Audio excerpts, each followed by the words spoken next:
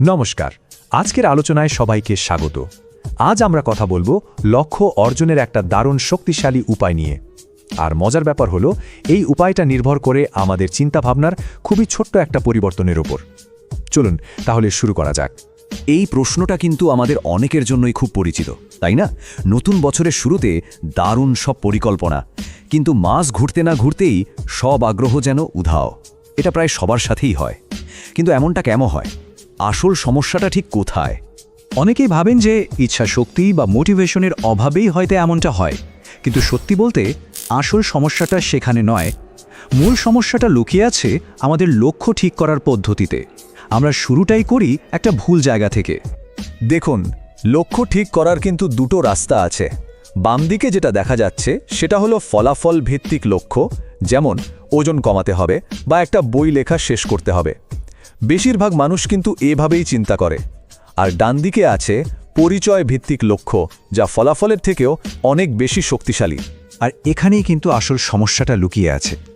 আমরা সব সময় ফলাফলের পেছনে ছুটি, কি অর্জন করতে চাই সেদিকেই সব মনোযোগ, কিন্তু আমরা এটা ভাবি না যে এই লক্ষ্য অর্জনের মাধ্যমে আমরা আসলে কেমন মানুষ হতে চাই। এই ছোট্ট কিন্তু গুরুত্বপূর্ণ পার্থক্যটাই বেশিরভাগ ব্যর্থতার কারণ। তাহলে এর সমাধান কি? উপায়টা হলো পুরো অ্যাপ্রোচটাই বদলে ফেলা, মানে ফলাফলের চিন্তাটা একটু দূরে সরিয়ে রেখে পরিচয়ের ওপর ফোকাস করা। চলুন দেখি এই নতুন পদ্ধতিটা ঠিক কিভাবে কাজ করে। আচ্ছা, প্রথমে বোঝা দরকার পরিচয় বা আইডেন্টিটি জিনিসটা আসলে কি। এটা কিন্তু খুব কঠিন কিছু না।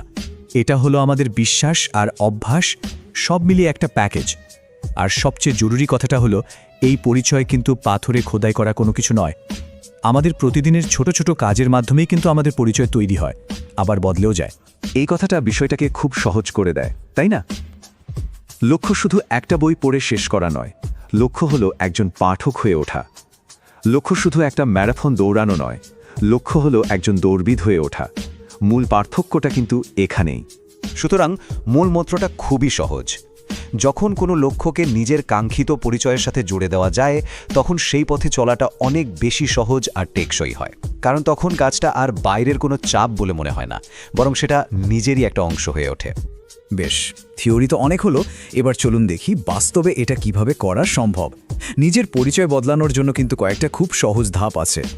পুরো ব্যাপারটা কিন্তু মাত্র দুটো সহজ স্টেপের।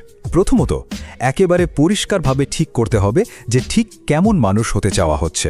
আর দ্বিতীয়ত, প্রতিদিনের ছোট ছোট কাজের মাধ্যমে নিজের কাছেই সেই নতুন পরিচয়টা প্রমাণ করতে হবে। এই ছোট ছোট জয় বা স্মল উইনস এর আইডিয়াটা কিন্তু দারুণ। ভাবুন তো, প্রত্যেকটা ছোট কাজ যেন নতুন পরিচয়ের জন্য একটা করে ভোট। প্রতিদিন যদি কেউ মাত্র 1 পৃষ্ঠা বইও পড়েন, তার মানে তিনি একজন পাঠক।